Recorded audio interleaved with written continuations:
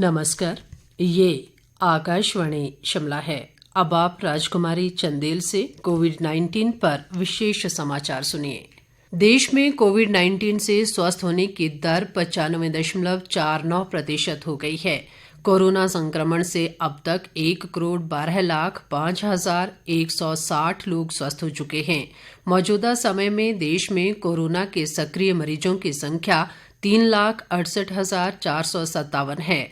देश में कोरोना संक्रमितों की कुल संख्या 1,17,34,58 तक पहुंच गई है। संक्रमण से अब तक देश भर में 1,60,441 लोगों की मौत हो चुकी है। बीते 24 घंटों के दौरान देश में जहां 47,262 नए मामलों की पुष्टि हुई है, वहीं 23,907 लोगों ने कोरोना संक्रमण को मात दी है। आईसीएमआर के अनुसार देश भर में अब तक 23,64,38,861 लोगों की कोरोना जांच की जा चुकी है। पिछले 24 घंटों के दौरान 10,25,628 कोविड नमूनों की जांच की गई। देश में अब तक 5,08,41,286 लोगों की कोरोना टीका लगाया जा चुका है।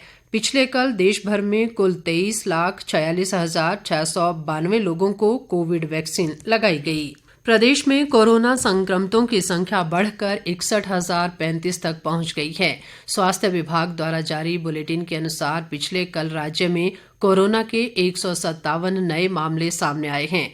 इनमें सर्वाधिक मामले ऊना जिला में 57, हमीरपुर में 27, कांगड़ा में 22, शिमला में 21, सिरमौर में 9, सोलन में 7, बिलासपुर में 4, चंबा व कुल्लू में 2-2 मामलों की पुष्टि हुई है। किन्नौर और लाहौल स्पीति जिलों में कोरोना का कोई नया मामला दर्ज नहीं किया गया।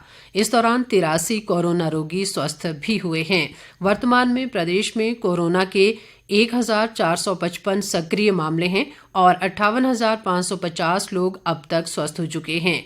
प्रदेश में अब तक कोरोना से 1,012 लोगों की मौत हुई है। राज्य में अब तक 12,11,071 कोरोना नमूनों की जांच की जा चुकी है। इनमें 11,49,102 नमूनों की रिपोर्ट नेगेटिव पाई गई है। भारत ने कोविड महामारी की रोकथाम के लिए टीकाकरण अभियान में महत्वपूर्ण प्रगति की है। केंद्रीय स्वास्थ्य मंत्रालय ने बताया है कि अब तक 5 करोड़ से अधिक वैक्सीन डोज दी जा चुकी हैं। इनमें 79 लाख से अधिक स्वास्थ्य कर्मी शामिल हैं जिन्हें कोविड वैक्सीन की पहली डोज दी गई है। 50 लाख से अधिक स्वास्थ्य कर्मियों को दूसरा टीका भी लगाया जा चुका है। इसके अलावा कोरोना महामारी की रोकथाम में लगे अग्रिम पंक्ति के 83,33,000 कार्यकर्ताओं को वैक्सीन की पहली डोज और 30,07,000 से अधिक दूसरी डोज भी दी जा चुकी है।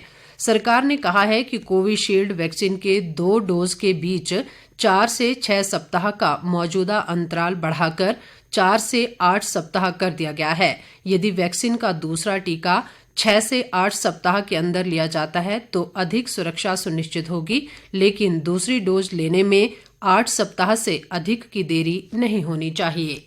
केंद्रीय गृह मंत्रालय ने कोविड-19 महामारी के प्रभावी नियंत्रण के लिए कल दिशा निर्देश जारी किए। ये 1 अप्रैल से 30 अप्रैल तक लागू रहेंगे। दिशा निर्देशों में मुख्य रूप से कोरोना संक्रमण को फैलने से रोकने में महत्वपूर्ण उपलब्धि को और मजबूत करने पर ध्यान दिया गया है। देश के कुछ भागों में कोविड मरीजों की संख्या फिर से बढ़ने के मद्देनजर राज्य और केंद्र शासित प्रदेशों को जांच, निगरानी और उपचार की प्रक्रिया को सख्ती से लागू करने का अधिकार दिया गया है।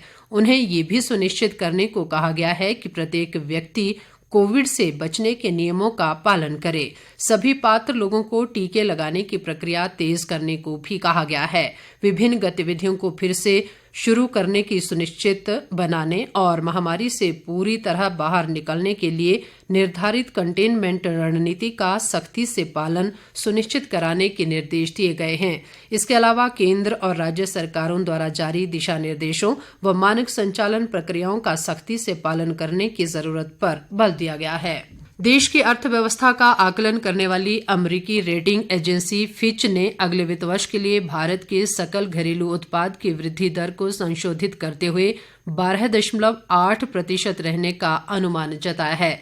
इससे पहले एजेंसी ने सकल घरेलू उत्पाद की वृद्धि दर 11% बताई थी। इसके साथ ही ये समाचार बुलेटिन समाप्त हुआ। नमस्कार।